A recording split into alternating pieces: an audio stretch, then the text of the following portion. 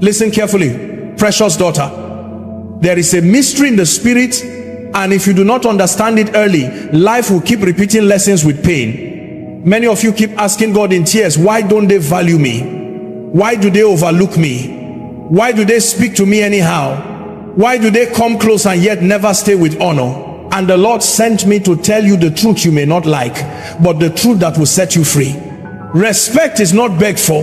Respect is not demanded by tears. Respect is commanded by alignment.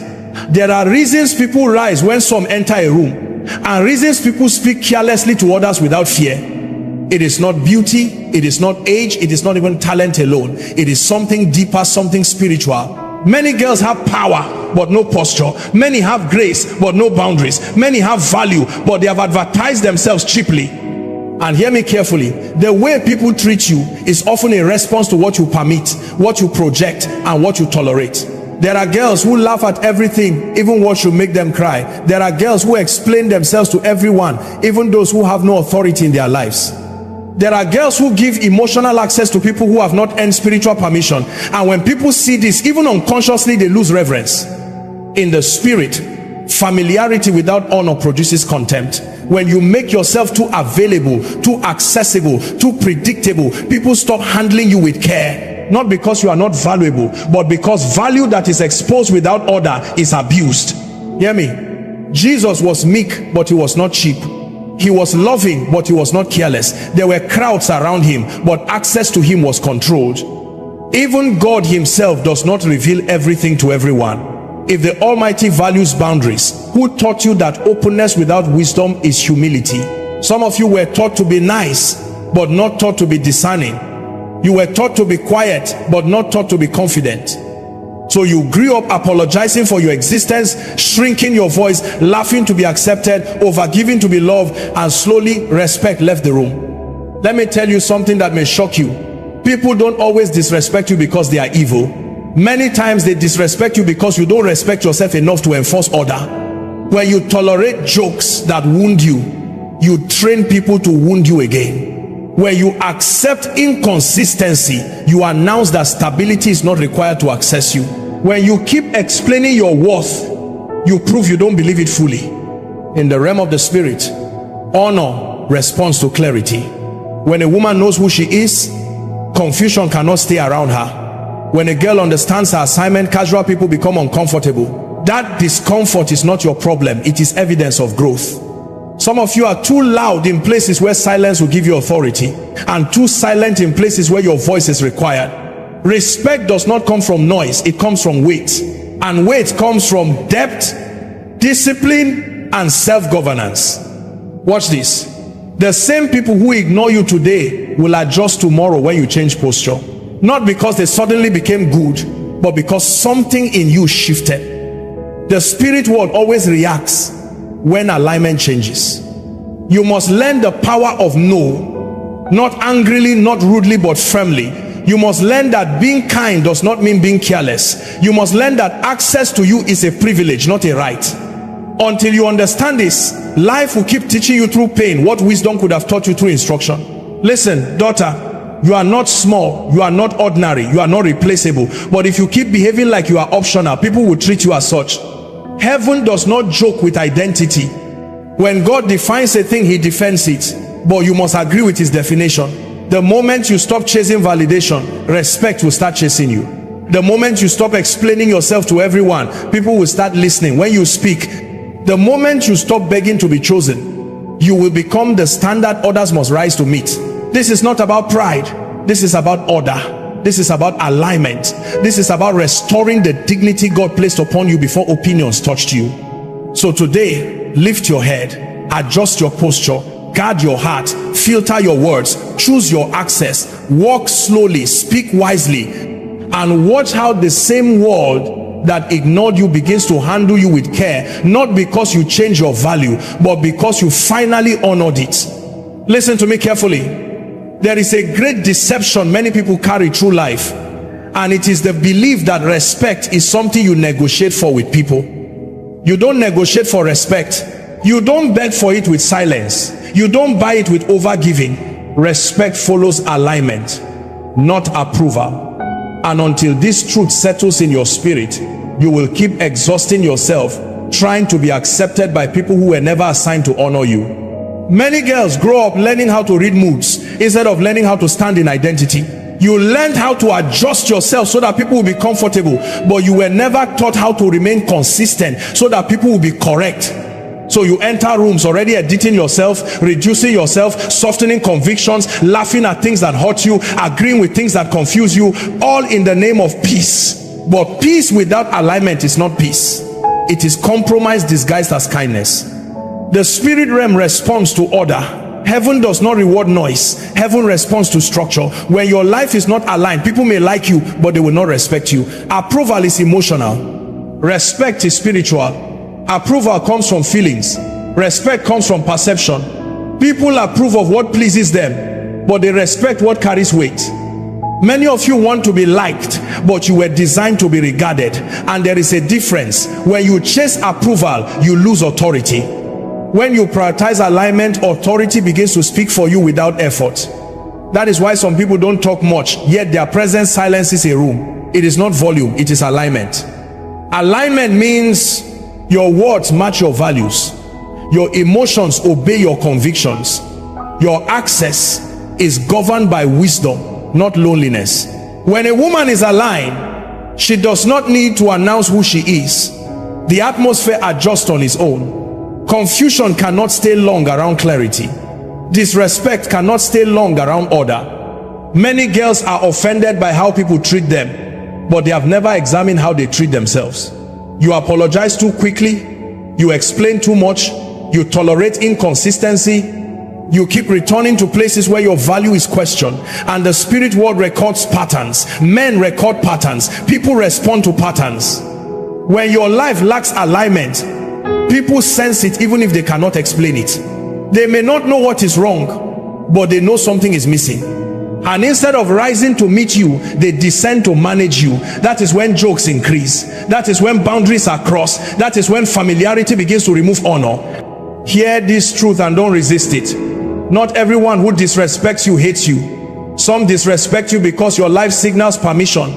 Alignment removes that permission. Alignment says, this is who I am and this is how I function. When people meet clarity, they adjust or they exit. Jesus was never rude, but he was never confused. He did not explain himself to everyone. He did not answer every question. He did not heal every person who demanded it. He walked in alignment with assignment, and because of that, even demons recognized him. Authority responds to alignment before it responds to words. When you are aligned, you stop trying to prove your worth. You stop auditioning for spaces you were not sent to. You stop begging for consistency. You stop over-functioning in relationships. You start moving slower, speaking fewer words, observing more, deciding with wisdom. Respect does not come when people finally understand you. Respect comes when you finally understand yourself. When you know who you are, you stop accepting roles that contradict it. When you know your value, you stop negotiating your standards. When you know your assignment, you stop being distracted by opinions. Alignment will cost you applause. Some people will leave when you stop overgiving. Some will call you proud when you start setting boundaries. Some will say you have changed when you start honoring yourself. But heaven will back you when earth misunderstands you. The tragedy is not that people don't respect you. The tragedy is when you keep living out of alignment just to be approved by those who cannot define your destiny. The moment alignment becomes more important than acceptance, something shifts in the spirit. Something shifts in your voice. Something shifts in your presence. Something shifts in the way people look at you, listen to you, and approach you. Let me speak to you with honesty and love. Boundaries are not walls of pride, they are gates of wisdom. Many people think that love means unlimited access, but in the kingdom of God, access is always controlled by order. When boundaries are absent, value is abused. Not because the value is small, but because it is exposed without protection. Many girls confuse tolerance with virtue. You were told that enduring everything makes you strong, that silence makes you spiritual, that accepting bad behavior makes you mature. But hear this truth: endurance without wisdom is self-betrayal. God never called you to be available to everyone. He called you to be steward of yourself. The way people handle you is a direct response to the rules you set around your life. If your time is always available, it will never be honored. If your emotions are always accessible, they will never be protected. If your presence is always guaranteed, it will never be valued. Boundaries teach people how to approach you, how to speak to you, and how to remain in your life. In the spirit realm, honor follows structure. Even in heaven, there are ranks, order, and protocols. Angels do not move randomly, they move by assignment. If heaven functions with boundaries, why do you think your life can function without them? Some of you keep asking why people keep crossing lines, but you have never clearly drawn them. You keep hoping people will understand, but clarity was never spoken. Silence does not communicate standards. Unspoken expectations always lead to repeated disappointment. Boundaries are not emotional reactions. They are spiritual decisions. They are not built in anger. They are established in alignment. When you finally decide what is acceptable and what is not, your life becomes easier, not harder. Chaos reduces when clarity increases. Many people are uncomfortable around boundaries because boundaries expose intentions. Those who benefit from your lack of limits will resist when limits appear. Do not be surprised when people who once enjoyed unlimited access begin to accuse you of changing. You did change, you grew. Let me tell you something important. Boundaries do not push the right people away. They protect the right people and filter out the wrong ones. Anyone who truly values you will adjust to your standards. Anyone who refuses to adjust was never assigned to stay. When you don't set boundaries, you teach people that disrespect has no consequences. And where there are no consequences, behavior never changes. People repeat what you allow. Patterns form where limits are absent. Many girls are emotionally exhausted, not because life is hard, but because everyone has access to them. You carry burdens you were never meant to carry. You listen to voices you were never meant to entertain. You explain yourself to people who have no authority to define you. Boundaries restore dignity. They return honor to your time, your words, your presence. When you begin to say no without guilt, something powerful happens in your spirit. Your yes becomes meaningful again. Your presence becomes intentional again. Your peace returns. This is not about becoming cold or distant. This is about becoming ordered. Love without boundaries is chaos. Kindness without wisdom is vulnerability without defense. God is loving, yet he is holy. He is gracious, yet he is just. Even mercy has rules. You must stop feeling guilty for protecting what God entrusted to you. Your heart is not a public space. Your emotions are not a charity. Your destiny is not a playground for careless people. When you honor your boundaries, people are forced to honor you, and those who cannot will quietly remove themselves from your life. Let me draw your attention to a truth many ignore. Honor is sustained, not demanded. It is built daily by the way you carry yourself, the way you speak, the way you decide, and the way you discipline your life. Identity gives you value, but posture determines how that value is treated. Many people know who they are, but very few know how to stand in who they are. Posture is not arrogance, and it is not silence. Posture is intentional conduct. It is the quiet confidence that comes from self-governance. When a woman lacks discipline, even if she has great potential, her life leaks authority. Discipline seals authority. It aligns your actions with your convictions and removes contradictions. People can sense but cannot name. Honor is fragile around inconsistency. When your words change depending on who you are with, people lose trust. When your standards adjust based on pressure, people stop taking you seriously. When your emotions lead your decisions, your life becomes unpredictable, and unpredictability erodes honor. Many girls want to be seen as strong, but strength is not in reaction, it is in regulation. The ability to pause, to think, to choose silence instead of impulse, restraint instead of excess, wisdom instead of emotion is what builds weight in the spirit. Weight is what makes people listen even when you whisper. Identity must be protected by discipline. If you know your worth but do not govern your behavior, people will test you. And the moment you fail your own standards, they will adjust how they treat you. Not because they hate you, but because you taught them a new version of you.